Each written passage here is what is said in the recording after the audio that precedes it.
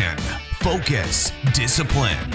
This is the Zero Xcuses Podcast. Each and every week, we talk to high-performing, inspirational athletes, entrepreneurs, and leaders. We ask powerful questions to extract their tools, strategies, and life lessons for you to crush your excuses, to break out of your comfort zone, and accomplish your ambitious dreams and goals. Here's your host, Kenyon Zitzka. Hey guys, what's going on? Welcome back to the podcast. Man, I am excited for today's episode. You know, I hate to say that, you know, I love one guest over another, but today's guest, Len Wright, you know, I'll have to say this is one of my favorite topics that I've covered on here. I'll say that much. But Len and I, we really hit it off in today's episode, and it's a little bit longer than what you may be used to on the podcast here, but for good reason. I think you know, I try and keep my shows to 30, 40 minutes because personally I tune out after that length of time on most podcasts. But I think this will be an exception to that rule today. So, you know, Len, he describes himself as a mystic, but don't let that term turn you off because he is a very practical dude, and you might start thinking woo woo type stuff when I say that term, but it's far from it. In this conversation that we have. All right, but before we get into all of that, let's I got a couple quick reminders for you guys. First of all, I appreciate everyone who has gone to iTunes and left me a rating and review. It's really helped get the word out about what we're doing here on the show, helping people learn how to build discipline and eliminate excuses. But if you haven't done so already, go over to iTunes, kenyonzitzka.com/iTunes, take you right where you need to go to subscribe, rate, and leave us a review. And also, don't forget to share this with a friend or family member who might get benefit out of listening to these topics. And secondly, have a couple opportunities for you guys to get more involved with what we're talking about here, talking about the topics and strategies that we talk about during the solo shows and the interview shows like this one. You can join our closed Facebook group at kenyonzitzka.com/group. Take you right to the Facebook page. All you got to do is hit join, answer a couple quick questions so I can get to know you a little bit, and then you'll be off to the races. That's not quite enough for you. We have a mastermind group, the Infinite Results Mastermind Group. It's a closed or a tight-knit group of guys who are getting after it, getting the results they want, that are installing some customized solutions into their life, some customized habits and routines and tools so they can get the results that they want in their life. And if you need that one-on-one accountability and want to work with me in a more intimate setting, I have a couple opportunities, a couple slots open in my discipline coaching program. They fill up fast, so if this is something you're interested in and you're willing to invest the time, money, and energy into getting the results and living life on your terms, I encourage you to apply at kenyonzitzka.com/discipline. And also, you'll be able to schedule a 1-hour consultation call with me as just a token of my appreciation for just filling out the application, go over some strategies that you can implement right away. And if we're a good fit, we'll talk about how we can work together. All right, look forward to hearing from you. And without any further ado, let's talk with Len Wright. Len Wright, I'm really excited to be talking with you on today's show. I know this has been a bit of a work in progress to get ourselves connected here, but glad we finally were able to get our schedules lined up here to have this conversation. Yeah, I'm very stoked, Kenyon. It's been a while coming to this, and I think it's going to be a build-up for an epic show. Yeah, awesome, man. So you are big into mindfulness and consciousness, and you help people connect with their deeper purpose. So why don't you give yourself a quick introduction here? And I definitely want to dig into like how you even got into all this in the first place. Yeah, sounds good. I mean, I could take hours in the background as we all could, but a real quick, I've been in this stuff, if you like. How do we work? Who are we? What are we? And how do we actually reach our fuller potential? One of the first things I heard when I was a kid somewhere that we only use approximately up to 10% maximum of our brains, and there's 90% that we don't. That bothered me. It was like, Why? What's it there for then? And that really, that along with a whole bunch of other stuff, really started my search. I was raised in a very Christian, tight-knit, I was Jehovah's Witness when I was raised till I was about 26.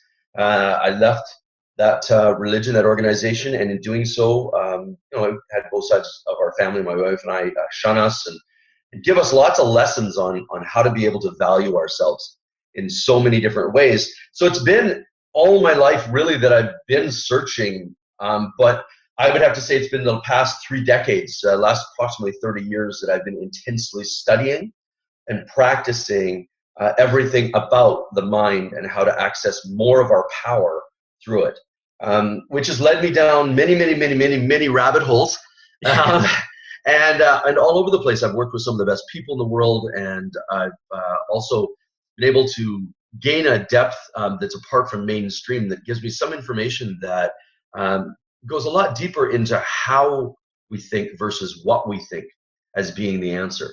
And so one of my favorite mottos is always, and I bring it up always, is become the walking question mark. Yeah. And so I'm a father, I'm a husband, as 2 identities out there, and I'm just turned 49. So it's been a great trip. I started off early 20s in something called neuro-linguistic programming, NLP. Mm-hmm. I took training from Richard Bandler and John Laval, and I started my quest there, and then it went into the hypnosis side, design human engineering, patterns of persuasion, and then I went off and did psycholinguistics and the different hypnotherapy models, and just continually add new tools and models of how to be able to shift consciousness within a person. And then on top of that, I'm huge into esoteric truths and philosophy. So added all of those together, really the path that I'm on now, if you have to have some sort of identity to it, which we usually do when we're marketing ourselves and everything else, would be a mystic. And a mystic really is in search for the kingdom that is within all of us, and being able to amplify their greatness and be in that image of the best as possible. Yeah, man. I mean, when I was getting ready for this interview, I was like racking my brain on like, well, how do I label Len here? And I really going through all that and giving people a snapshot of what you're about. And like we talked about pre-show here, like you and I kind of jive, with the things that we like to talk about. You kind of attack it from more of an academic standpoint. I'm more of a practical nuts and bolts. I'm a mechanical engineer by trade. Yeah. So I like that practical, find a tool, put it to use, see if it works well for you. But, well, you have to have the experience. See, nobody can actually change anybody else, really. Right. I can only guide and develop questions within you so that you yourself go seeking within you and you find it. It's a very different experience, and that's where many people out there are in that gap of sort of waiting for that next experience to happen with them so that they can actually know it, have a direct knowing of whatever that thing is, whatever that tool, whatever that truth is. So I agree, the practice and the application of all this material is absolutely a must. And when people aren't getting the results, that's usually where it's tracked back to, is their actual practice of it. If you think about it, during your day, how many thoughts do you have of doubting yourself, doubting what you're doing, doubting another, negative in some way, shape, and form? I'm using little air volley quotes with my hands. So some form of downward spiral, something that's not going to build up. We have thousands of them every day, and yet at the same time, how are we balancing that out? By doing maybe one nice act of random kindness, if we're really lucky, if we're, by maybe saying something nice about ourselves. But when we balance the two out, when we weigh the two, there's where the results are going to come from, because we are the cause to absolutely every effect in our life. Yeah, most people kind of sit on the sidelines and kind of live in default mode, which tends to be negative. And we have to put effort into being positive. And I don't mean to say positive like filling ourselves full of crap every day, like kind of being delusional, but you have to like you said, be conscious of our thoughts and our thought patterns and be willing to re-engineer them. And usually it comes back to what I found is it comes back to a long-standing belief. I actually did a Facebook Live a couple days ago that was titled, what was it? Be willing to question even the most commonly held beliefs. And that's not to say they're right or wrong. It's just you have to decide for yourself if it's right or wrong for you. And it sounds like you, like, I want to back up to, when you said you kind of decided to leave the Jehovah's Witness organization. Like, what was that born out of? Was that kind of born out of what I kind of just mentioned right now, or was it something else? Yeah, well, I mean, there was a lot of things, really. I mean, when and I'm, I won't go into this deeply, but when you take let's call them holy books, whatever they are, whether they're the Bible, the Quran, the Torah, the Bhagavad Gita, it doesn't really matter. All of them are written actually by mystics, so they are all written in allegory. When you read something that is written in allegory and actually try to make it literal, tragedy ensues, and thus you see a lot of our world right now trying to follow something in a misguided direction. And so that's where I was. I never felt it was 100% right, because a lot of the things that didn't make sense to me were just having blind faith, and that's it. And I'm not just an academic in that way. I have to have results for everything I do. I do not love the woo-woo. Unless you can scientifically come back and actually talk about it as well, then to me it's missing. It's just theory. And so, with me growing up that way, there were a ton of different things that came up that just really didn't make sense to me. But as people do in a lot of different areas in their life, they compromise themselves and they push that down. They go, oh, well, maybe I just don't understand it. Maybe this, maybe that. But that feeling of not right is trying to tell you. It's a message. It's trying to tell you something. And so I finally listened, and it was actually after I had gotten into a little bit more of expanding my consciousness with NLP and hypnosis and that type of idea, where, a lot of religions don't even want you to meditate. And there's a reason for all of that, right? It's because, as I believe, the kingdom is within. The only way to really reach that peaceful state of you is inside of you, and that's through meditation and through, examination within. And so if you paint something as a stigma, as bad, then people just won't go near it. And there's many things like that in life. And the mind whole area, as you probably found out too, Kenyon, is like that. People don't understand it. People don't understand how their thoughts actually come up or what their thoughts are. I talk to a lot of people that I go, how much do you not think during the day? And they just look at me blankly and they say, I would be dead. And I no, you're identified with your thinking, but your thinking is an apparatus. It's a machine. It is not you. And it's like saying your arm, well, my arm has to move all day long. Why? Well, it's me. It's my arm. I have to use it. No, you use it as a tool. And that's exactly how our mind and our apparatus is meant to be able to be used. We have 3 dimensions that we live in at one time. That's why 3 everything is so important, right? 3 is a valuable number. But we live in the physical, like that's it. But most people, that's the only place they are aware of living in.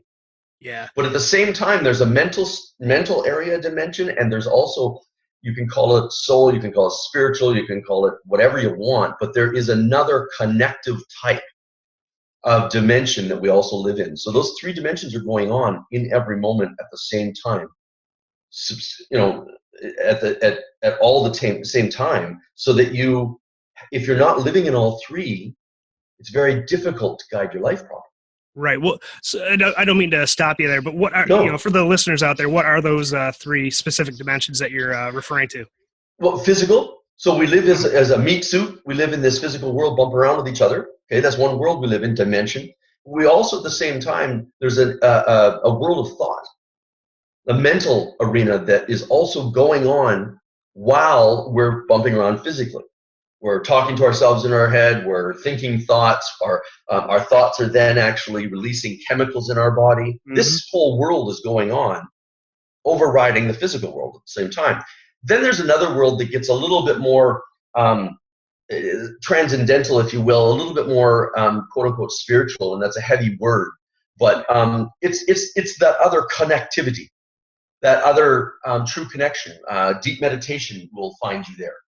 It's the stillness that the intelligence resides in. I don't know what else to say. Yeah. Right? So there's those three going on within each one of us every moment.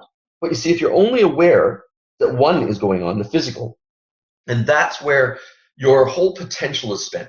So as an example, everything in your life is to be able to fulfill your physical needs. Yeah. If that's all where you're residing, you're missing out on two parts of your life. Yeah. As it's going on. To not understand, hey, my mind is telling me this, whether it's low value something or I can't do something or whatever, it's not me. When you're in a place of just following your mind, like, oh, get up, go to the bathroom. Okay, I go to the bathroom. Do this. Okay, do this. Comes in my mind, I want to do this. Okay, I go do this. You're a slave. And we're not meant to be that. We're meant to actually master that domain. And we're meant to be able to then guide or direct our thoughts. Right? I mean, that whole mental sphere can also be, called your temple. Because if you actually, it's funny. I mean, everything, all the answers and solutions to life are right in front of us at all times. But they're usually in ways that we've been taught to overlook or taught to laugh at or scoff at. So we don't even think about them. For example, what? Well, here's one example too. Yeah. When the side of your eyes, on the side of your head, but right behind your eyes, okay, if you get a headache there or whatever, you rub your what? What's it called? Your temple. Head? Yeah. Your temple. Oh, yeah. Right? Your temples. Well, why is that called that, Kenyon? Because, yeah. It's your temple. Yeah. It's your temple. But yet, has anybody ever said that to you before? Probably not. No. Right. And yet, you've rubbed them, you've called them your temple for how long? And nothing ever went past that. And that's what I'm talking about. Yeah. Is because of the fact that it's already all there telling us, but we are so caught up, so distracted with the one world that we've forgotten or are not even aware that the other two are going on. And so that is your temple. That is where you're meant to go daily. You're meant to reside over that. And when you do, then your physical and your other dimension that we talked about, as well as your mental domain, all flow like water. Yeah. Because it's not meant to put the cart before the horse and just do the physical.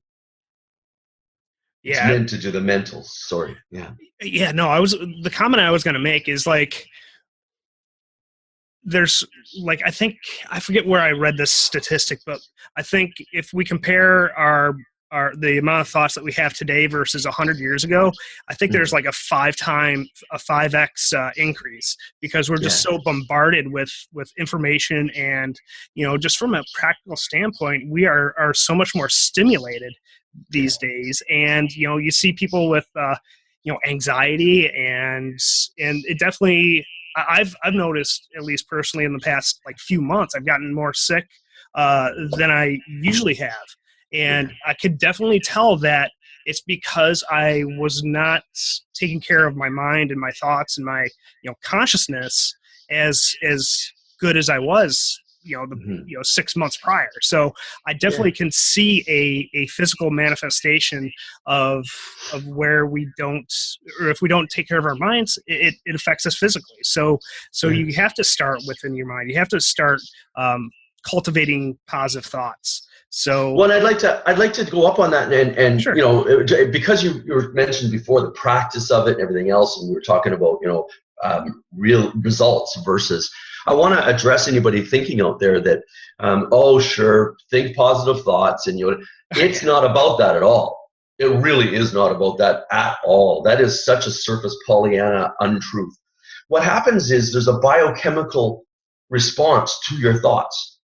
So as an example, if I'm sitting here and if I'm enjoying myself, and if I'm thinking good thoughts, I'm in a good place, let's say, okay, I actually will be excreting or secreting within my body certain chemicals that keep that state alive within me. That's what gives me the good feeling. The feeling comes from the chemicals, which are, serotonin, dopamine, and oxytocin is a happy drug. Yeah. So, like, as an example, laughter, or when you're, cuddling with somebody that you love, give somebody a hug. If that hug lasts over 15, 17 seconds, somewhere around there, it actually, at that time, your body excretes oxytocin, which is actually a healing drug as well. Mm. So it actually makes you feel better and increases the health of your body. When you have a thought of fear, when you're worrying, when you're upset at somebody or upset at yourself, anything to do with that, your body then excretes adrenaline and cortisol. And those are acid building drugs. So those are fight or flight. So all of a sudden you get tense, your gut may start to burn a little bit, you start maybe having reflux, acid reflux, and your body starts decaying. And you start actually causing problems for all your organs, and your whole mechanism, your whole body suffers from those higher degrees of acid because you're not using it in the fight or flight. You're not running. You're not doing anything that you're using that acid up. So then the acid actually goes towards breaking your body down and aging you faster. Wow. So there is nothing to do with Pollyanna about this. The personal development fields, a lot of them, that's where they sort of reside, right? Because it's only the fact of listening, reading books, and taking seminars and doing this stuff, and then you feel good for a tiny bit, and that's it. That's the very beginnings of waking up. You as you grow and as you evolve, you realize that this stuff is all really based in not just ancient ways, but it's based in science. They were all trying to describe science in all these holy books. But they were doing it thousands and thousands of years ago from their understanding at that time, and they were trying to do it through parables, allegory, and metaphor. And now we read them and we go, oh, that's literal. We're supposed to take a rod and hit our child. We're okay to hit another because no. I mean, I'm just using that as an example. I wasn't going to go into that field, but I guess I am. So as an example, and that we'll only deal with that one and then we'll get off the subject, but as an example, children in the Bible and most holy books, but definitely in the Bible, in a mystical way, is through allegory, is your emotions, your emotional states. Right? So spare the rod, spoil the child. In the one sense, it's teaching you literally, if you read it literally, to hit someone you love. You can't even do that to your neighbor without being arrested. You can't do that to your spouse without having an abuse charge. But you're supposed to do it to that you created and you loved, and it's supposed to be love. Doesn't make sense. Literally doesn't make sense. However, when you read it in allegory instead, you go, okay, so I'm supposed to discipline my emotional states. As an example, my anger, my frustration. If I don't discipline them, then I'm spoiling them, and they will act like spoiled children within me. Yeah. So all of a sudden, boom! It sets you free. It points you towards love. So see, that's what I'm talking about. Is people have not delved deep enough into themselves. Socrates, one of my favorite quotes is "Know thyself." And Paracelsus actually backed it up and said, "Know thyself, and ye shall know the gods." Because we are made in the image of. If we actually run our apparatus, what I mean, our meat suit, and within it, ourselves properly. We can't do that if we don't know it. Yeah. You can only drive a car and do tricks and do all these cool stuff by learning how to run the car, how to drive it. Yep. What it does at this speed, what it does at that. I can take it this way. I can't take it this. It starts shaking when I get that speed. Whatever. Right? The steering wheel, if I move it this much, it does this. If I move it this much, I crash. Yep. Do we know that about ourselves? Geez, I'm triggered by this. When this person does this, when this thing happens in my life, I'm triggered and I freak out inside. Why is that? What am I fearful of losing? What am I fearful of? What am I attached to in that way that all of a sudden fear comes up within me when I'm on the cliff of maybe losing it somehow? So you see, all of our experiences are in tandem with our growth, meant to be able to give us the obstacle course so that we actually go through it, release what we need to release, and get stronger. Yeah. I was gonna, what you mentioned earlier about disciplining our kids. A very practical example that my personal life is my wife and I. We don't yell at our daughter very often at all. Yeah. We reinforce the positive behaviors and ignore the negative behaviors. So we feed the positive wolf. I call it feeding the positive wolf. I'm kind of stealing this from Mark Divine, but like feed the positive wolf and just starve the negative and ignore it. Well, and I can't think of the village, Kenyon, but there's a village in Africa that when somebody in the village does something, against the laws there, does something wrong, hurts somebody, whatever, the whole village gets together and surrounds them. And no, it's not a lynching. It's not a. What they do is they actually, each person, because of the fact that the village is growing together, they know each other. Right. And so our families are little villages. They circle the person and they take turns, each person in that village, talking about all the positive things about this person. They don't mention what they just did. They mention, what I appreciate about you, what I like about you, what I think is so great about you. I notice you do this well. I notice you do this really, really good. When the village is finished doing that, the person themselves makes the change within them. Yes. And you see, this is the thing. We're so caught up in not understanding ourselves that we're completely, and one of my favorite authors and teachers, Guy Finley, calls it a breakdown. Whenever we lash out at ourselves or somebody else, whenever we go into an emotion that is not good for us, that is not taking us where we want to go, it's a breakdown. Yeah. Because in that moment we're not in control anymore. And something else we've given our control up to in a way that actually disempowers us. It's a breakdown. So, I talk to people and I say, how many times in a week, how many times in a day do you break down? Do you get into a spot where you now afterwards regret doing that? Yeah. And this is growth. This is how you measure your growth.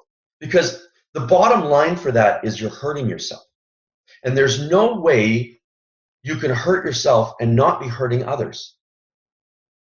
The whole esoteric truth behind all of greatest life's mysteries, in the depth of the depth of the depth, there's only one real law, and that is do no harm. Period. Just do no harm. Yeah. Go ahead. I was just going to say, it starts with ourselves. Remember the scripture, it says, love thy neighbor. What's the second part? As yourself. Right. So that means that if you do not start by loving yourself, then you're not going to be able to love your neighbor. Absolutely. It starts with us, and we've forgotten that.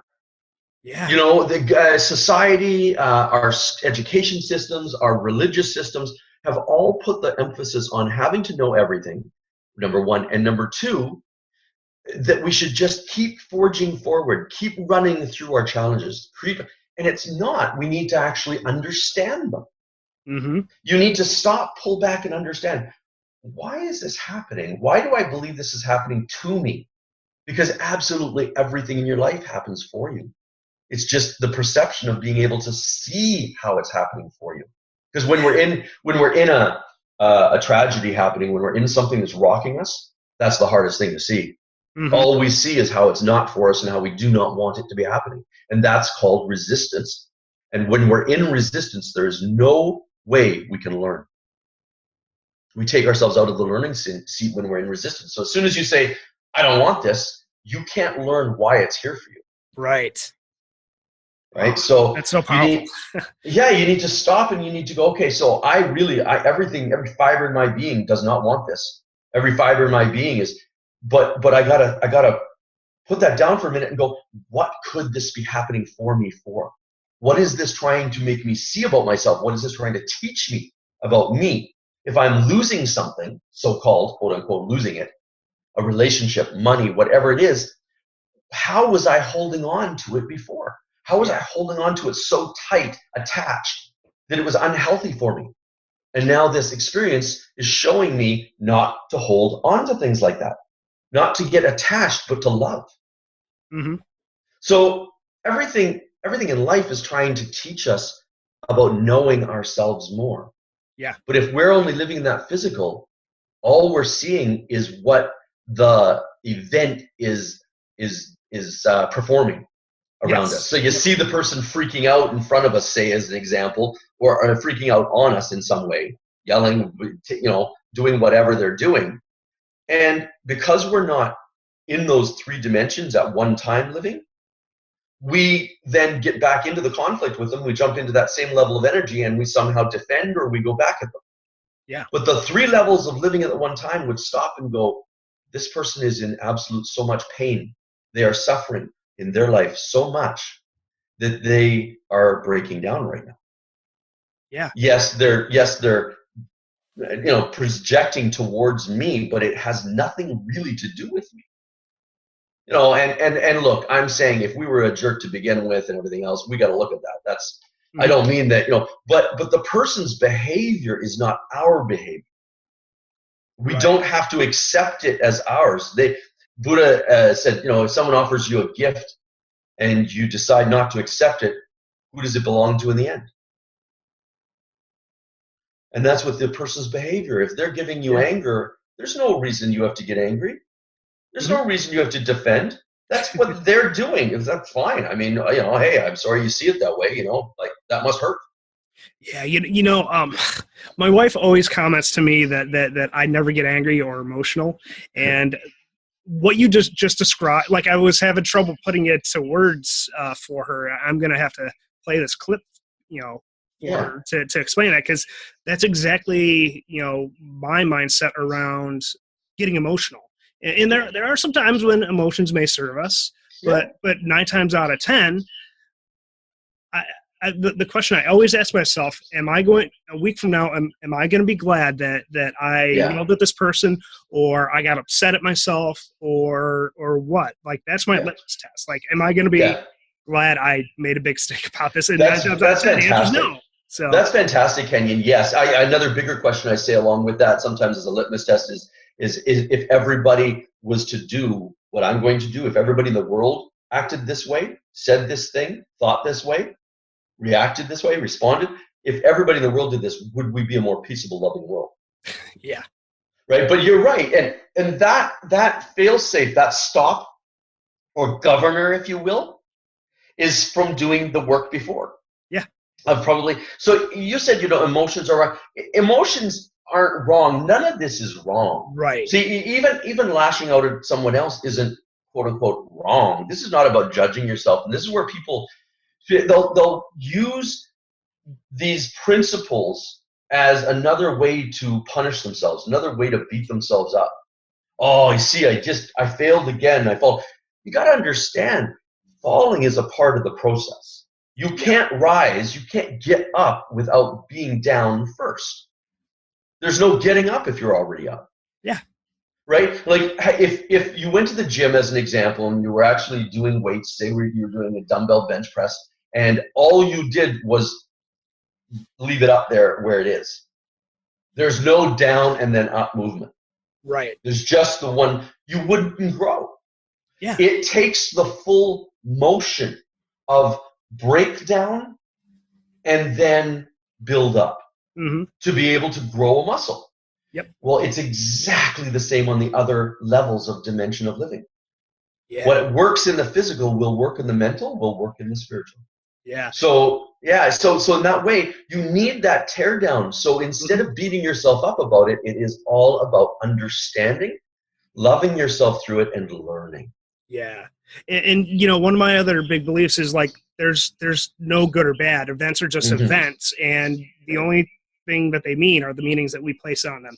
And that kind of goes along with I don't, there's quote unquote failure, but like all things benefit me. Like whether I fail or I succeed, I'm going to either succeed or I learn. Like it's not failure. Yeah. Well, right. So, I mean, I don't really believe in failure just because of the fact that failure is a very cemented term in the one thing that just happened. And that's not life. Life is always changing or morphing into the next experience. So what you call failure could be setting up your next experience as a success. So if that's the case, then really was it a failure? Or was it a piece of the puzzle leading to the success? Yeah. Absolutely. There is no failure. There is no failure. In fact, if a child actually believed in failure, they would never learn to walk. Mm-hmm. Right? The word failure has been given, and I love how you went into meaning. It has been given the meaning of something that is derogatory, and it's not. And it's part of the process. And so you got to understand the meaning that we give things. No event has a meaning unto itself. No event.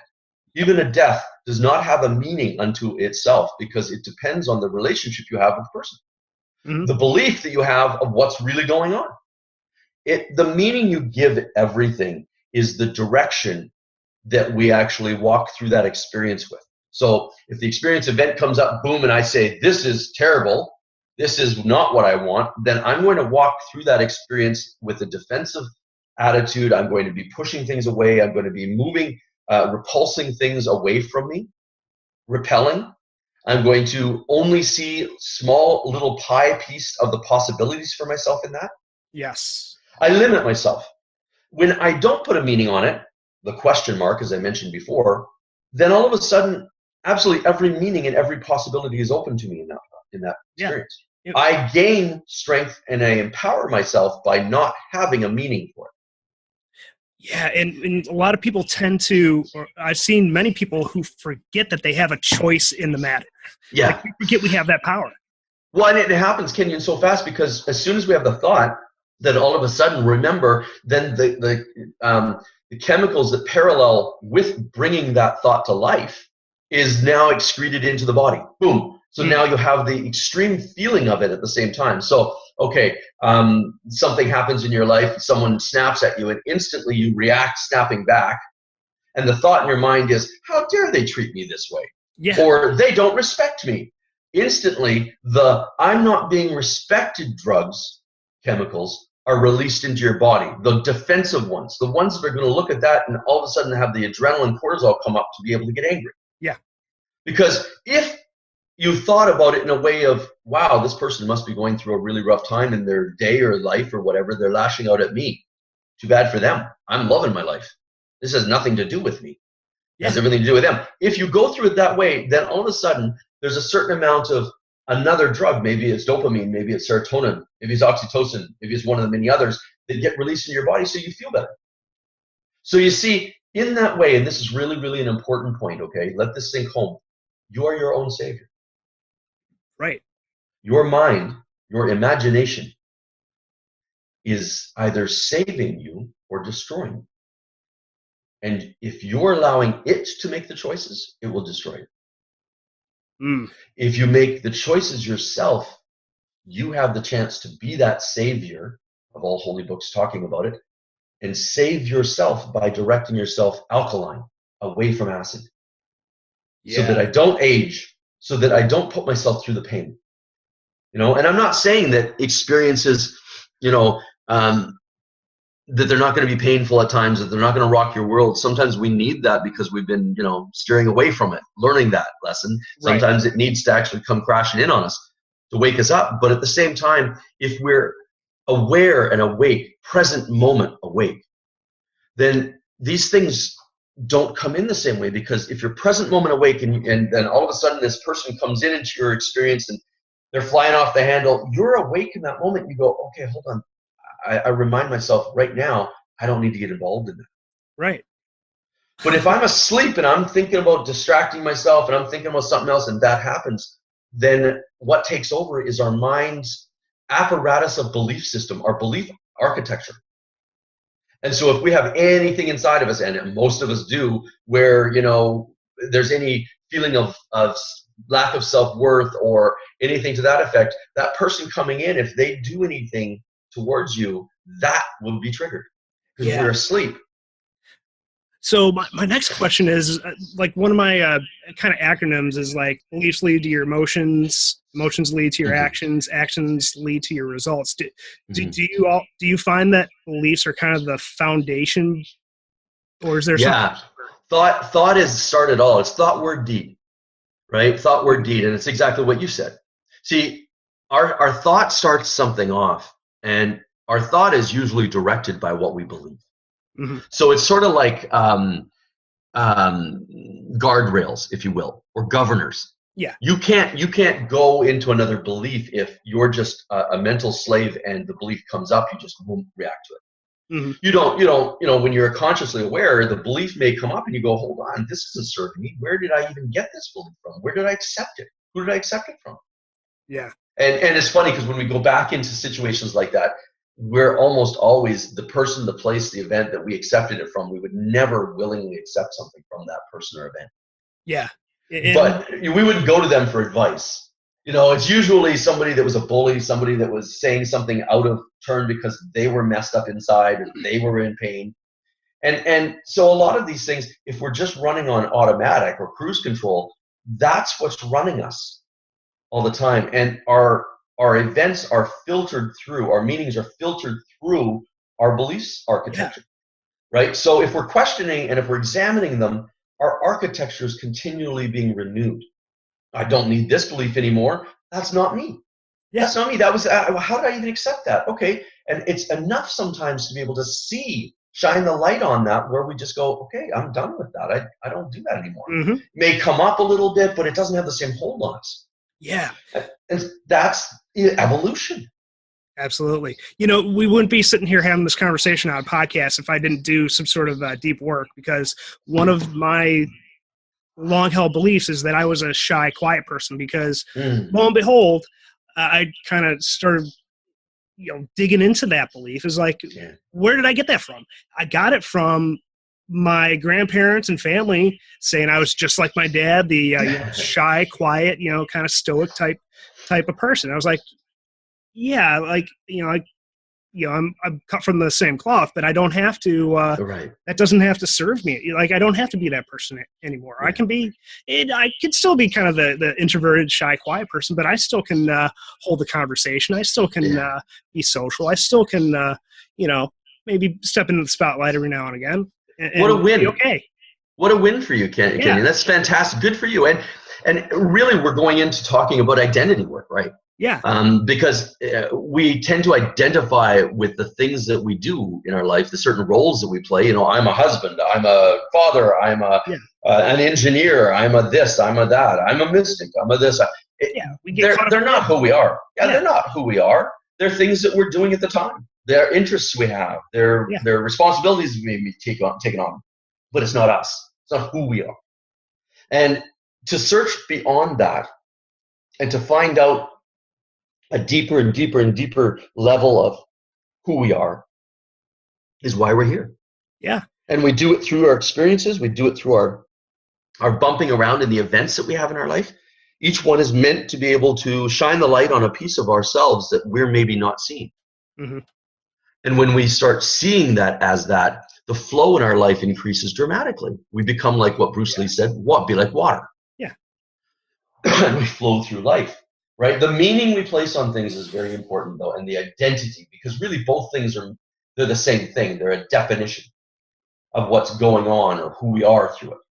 And we're only coming from the belief architecture that we have currently that reflects or projects that meaning, that definition, that identity. Yeah. And it changes. I'm a completely different person, beliefs everything, than when I was 20 years old than when I am now. Yeah. So what was truth then? Was I not being truthful back then? No, that was my truth at that time. Mm-hmm. Am I not being truthful now? No, this is my truth now. Yep. So when you realize that truth is really arbitrary in that way, and beliefs are arbitrary because beliefs can change so much, we tend to then have a lighter path to walk in life where we're actually doing no harm because we're not going against everybody's free will by don't do that to me, you're doing this to me, you're blame. And it's all this blame game of an external living. Yes. And that's where you get caught in that physical world because it's only the external, it's only one world. Whereas at the same time, there's a complete bigger, larger, more powerful dimension going on, level of life within us. Yeah. Because no matter what experience is going on, even right now, as we're talking, there's an internal world going on within you and within me. Mm-hmm. If you're not aware of that at the same time, then you're just being run like a puppet. Yeah, and like I said, we forget we have all these choice and a lot more things that than we think we have. And I was born and raised Catholic, and I'm not against any religion. I'm not against any system. It's like you got to find what works for you. And really, I think life is a lot more. Me personally, I think life is much more simple than we make things out to be. I'm a big believer in don't be a dick. Like, can't get and like just become the person you were meant to be and fulfill your own potential. And if you are a dick, right? You got to realize there's a natural nature has a failsafe, if you will, for that, and that's karma. That's or better termed, because karma is woo woo for a lot of people. Better termed, it's the principle of cause and effect. Yeah, it's a law that we live in. There's no chance really in this world. Everything is cause and effect that leads up to things. And so if you're being a jerk about something, then you are guaranteeing that someone is going to be a jerk in your life to you. And not only that, while you're being a jerk, you're in pain. Because you can't be, I mean, Kenyon, answer this for yourself. Can you be at home, peaceful, enjoying yourself so much, just happy inside, and then snap at someone right away? Absolutely not. I call it 0 to 60, right? You can't do that. There's levels that you have to move through. Irritation, maybe annoyance, and all this frustration, and then you get to that, right? Yeah. But you can't just get to that destination unless it's already within you. It's already fired. The fires are already brewing, and that's where you see people where they'll be just looking normal and everything else, and they'll have a smile on their face, and then all of a sudden they'll be able to lash out at somebody, or even themselves, or you'll just see the anger right away. And it's because of the fact that the other was fake, that this anger was already brewing. The fires were already stoked in them already, and that is the effect of the cause of being the jerk before. Yep, absolutely. It is. And then we were talking about this earlier in the conversation here in the podcast, where we were saying, somebody freaks out on you, you got to look at them, and they're freaking out because they have a misunderstanding about life. They don't understand what's going on, and they're in pain. They're suffering right now. Right. Okay, so that's the thing. That person that's suffering right now is going through a cause and effect experience. They have caused this suffering within themselves by something they did, said, or were before. And so that gives them the regret, the pain, the suffering within themselves. So they're beating themselves up. They're doing whatever inside. They're already in pain. So all you're seeing is the eruption of the volcano. The lava was still hot within, always. Yep. It was just getting ready to blow up. Yeah, and so when you see that, I was always one growing up where I was like, you'd see somebody just be a complete fool, and you'd be like, oh, I sort of wish that something would happen right now. You could just see them get paid for that. Yeah. But what I was missing was I was seeing them get paid for it. They're in pain. I'm not. They are in hell, acidic hell. Yeah. They're burning up. They're aging right now. They're doing themselves harm. They don't feel good. Even if they're like got this sticker in their face and they're whatever, and I love my life. No, look at their actions. If for a moment you can actually feel what they feel by going into their experience. So I just, close your eyes, or even just going into what they're doing and go into their perspective, how they're seeing things. And you can actually feel the tightness and the pressure to a certain small degree of what they're feeling. And you'd be like, oh, geez, I don't want any of that. But that's why they're freaking out. That's why they can do the fool thing, is because of the fact that they're in the space of the fool, which is hell, which is torment and punishment and pressure. So you're seeing actually in the moment the law of cause and effect take place. Right? But it actually, it has just as much effect on, or just as much power on you. Yeah. Now, if you get involved and you start pushing back and defending, then now you're in the same energy. Now the defense and pushing back has to come back and push against you.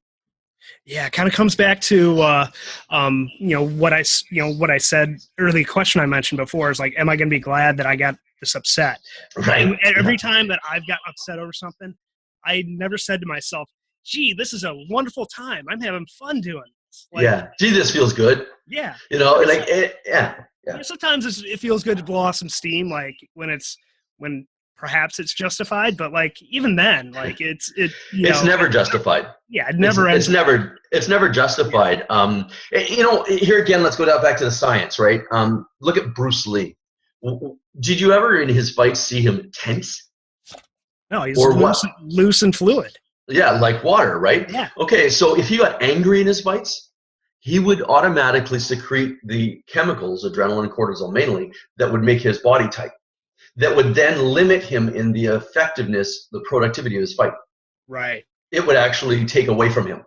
Yep. And this is what understanding yourself means. I'm not going to get involved in this person's craziness because I know that I'll have to pay for my actions in my life. So I'm taking control of me and realizing that's their world, not mine. Right. Go freak out all you want. Project. It does not mean you're a martyr and stand there if they're going to hit you. Right? I don't mean that, but I mean, we all know what the spouse, the friend, the person on the bus, the coworker freaks out, and usually we're triggered by it. How dare they treat me that way, or they can't do that to me. Whereas they're not doing it to you, they're doing it to themselves. Can't you see that? Yeah. They're doing it to themselves. They're the one that's in pain. Yeah, and the flip side of it is if we freak out, we're just going to incite them to become more freaked out. But if we're that calming presence, another belief I have is what you project gets reflected right back to you. So if you project that loving, kind type of energy, it's going to come right back to you. When that other person sees you not freaking out, maybe they'll let their guard down. They'll be less defensive. It opens things up. So it does. It's all about flow. Yeah. So, and that way, sorry, I was just going to say, in that way, you not only provide an example and permission for others to do it, but you may even be teaching that person that is on the other thing, doing whatever they're doing. You may show them the real strength. Because you see, it's not strength to break down to that person's level. Right. It's not strength. It's like the person's next to you, they're eating a bowl of poison. And because they offer you the poison too, you feel like, well, now I got to eat it. No, you don't. You just say, no, thanks. I don't want your poison. Yeah. I can see it's poison. I don't want it. I'm smarter than that. So, see, by falling into their line and defending and going back into it, it's just as easy as getting out of the situation in the environment. Yeah. I had a situation years and years and years ago where, I had a confrontation. Somebody came up and, wanted, and in me, my growing up, I was always into martial arts. I loved fighting. I was into that. That's where the understanding of this came from. Yeah. I went through the experiences, and everything inside of me wanted to take the guy down because he was being a jerk. Yeah. Yet I didn't. I walked away from it as much as inside was telling me, no, finish this off, teach him a lesson. I walked away and I gained another lesson. Kenyon, I walked back to my family and had the rest of my day with my family that I love and enjoy. Yeah. And I was free. If I would have gone into this guy's world, because I know the other guy then walked away, his whole family was like that, they will just pick at other things. Their day will continue to be like that. They will be frustrated. They will be angry. They will be towards each other, towards anybody else. I walked away, and then I thought, you know what? If I would have actually engaged, I would have been sitting in a police station right now. Yeah. Right? And I would have been away from my family. I would have, listen to this, I would have bought into his reality. Yeah. Right? No. I have my own reality. I'm creating my own life over here that I love. Right. I don't want any part of your world. So he didn't draw me into it. I was able to walk away and continue on with my life that I loved and enjoyed. He continued on with his life, stewing in the mire of acid. Yeah, we allow so many people to affect our lives like that. Like that person has no relevance in our life whatsoever. And we're going to forget. I mean, obviously you remember that person, but this is many years ago, right? Yeah. Obviously it was a very powerful thing for me because I really wanted to do something about it. Everything inside of me screamed, just take him down. Oh, yeah. It wasn't an issue where I was wondering, could I? I've been trained for years for doing that kind of thing. I did Muay Thai for years. I've done some jiu-jitsu. I've done, I know it's not a big deal. I've boxed for years. Not a big deal. But at the point of me stopping and having a conscious gap and going, do I want the effect that this cause is going to give me? that gave me the freedom. Rather than reacting, I was able to go inside, understand myself enough to the point of going, okay, look, I don't want the effect that this could bring me, so I'm going to choose my cause that I am. Yes. And that's really the science behind it, because look at then what happened to the rest of my day. I could have altered effects where I was exactly. I could have altered it. Now I'm actually facing charges for the first time in my life. I'm doing this. I'm now with more of the fools. Mm-hmm. They're in the jail. Now I'm into more of their world. And this is the free will that we have. We can do that at any given time. You can change your whole entire life with one cause. Yep. That brings the effect. In the military, we say the best gunfight to be in is the one that you're not in.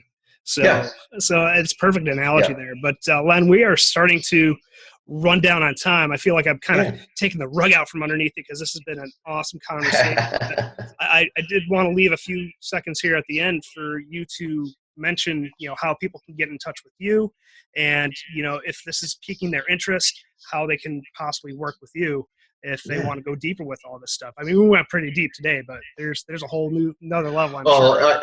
There's many deeper levels that attach to this. That actually, as you go deeper and understand what's really behind it, it looks like less scientific, but can be proven more. Yeah. So I mean, my site is probably the best way to be able to reach me, and that's www.zenlencoaching.com. All one word, zenlencoaching.com. I have a book out on Amazon, a little book of inner growth. You can get that off my site as well. I have a lot of free content, other podcasts. This podcast will go up on that site as well. Yep. So if anybody wants to learn more about me, that's probably the best way to be able to do it, zenlencoaching.com.